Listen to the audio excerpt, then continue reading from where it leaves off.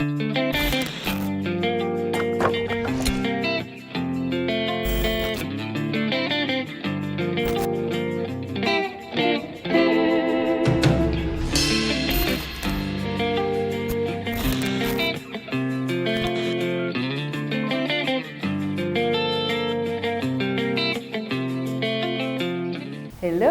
et re-bienvenue.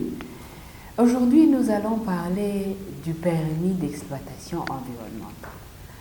Il y a beaucoup de confusion entre le permis d'exploitation et le permis d'exploitation environnementale.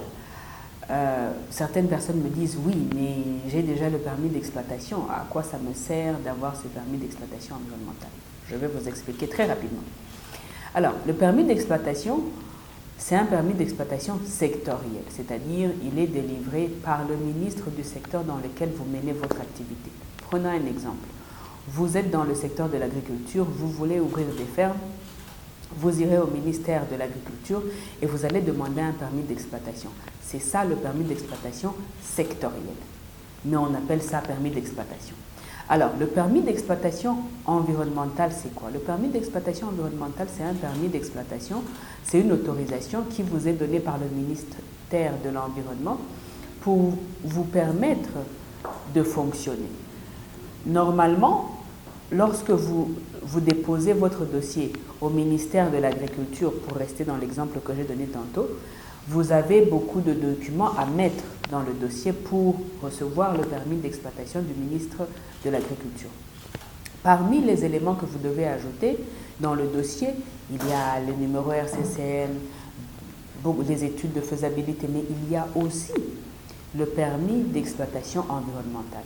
C'est-à-dire que selon normalement la procédure des lois congolaises, vous devez obtenir le permis d'exploitation environnementale avant d'obtenir le permis sectoriel. Ça veut dire que si vous n'avez pas le permis d'exploitation environnementale, normalement vous ne devriez pas avoir le permis d'exploitation de votre secteur. Et ce principe, il est applicable dans tous les secteurs. Vous êtes une coopérative minière, vous êtes un exploitant minier, vous voulez obtenir un permis d'exploitation du ministère des Mines, vous devez, parmi les dossiers, les éléments à mettre dans votre dossier, il doit y avoir les études d'impact environnemental qui vous permettent d'obtenir le permis d'exploitation environnementale. Alors, pour ceux qui ont ce livre, c'est à la page 115.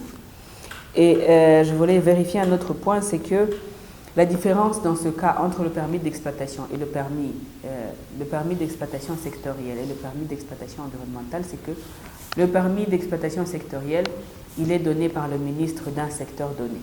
Alors que le permis environnemental, il est donné par le ministre de l'Environnement, il est délivré par le ministre de l'Environnement, quel que soit le secteur. Donc c'est le ministre de l'Environnement qui délivre le permis d'exploitation environnementale pour le secteur minier, pour le secteur agricole, pour l'industrie, pour tout ce que vous voulez. La validité de l'étendue de ce permis.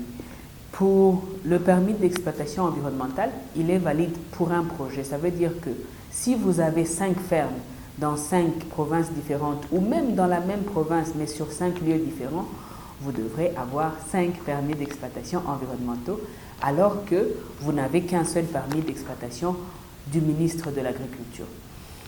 Ensuite, la validité, le permis d'exploitation sectoriel, c'est-à-dire que le permis qui vous sera remis par le ministre de l'Agriculture, parce que je veux rester dans cet exemple, il sera valide pendant toute la durée de votre société et pendant que vous serez toujours à travailler dans ce secteur de l'agriculture, alors que le permis d'exploitation environnementale n'est valide que 5 ans. Ça veut dire que vous devrez le renouveler après 5 ans. Vous devrez aussi le renouveler si vous changez de méthode de fabrication ou de fonctionnement. C'est-à-dire que lorsque vous avez commencé une ferme et que votre ferme est petite, mais que vous décidez d'ajouter une minoterie dans votre ferme, par exemple, ou que vous décidez de changer votre système d'exploitation de la ferme en achetant des couronnes de motopompes pour l'irrigation ou d'autres matériels, vous devrez changer ou modifier votre permis d'exploitation. Voilà en bref la différence entre un permis d'exploitation sectoriel et un permis d'exploitation environnementale. N'oubliez pas que vous pouvez m'envoyer des commentaires en dessous de cette vidéo pour me dire ce que vous voulez que j'aborde dans ma prochaine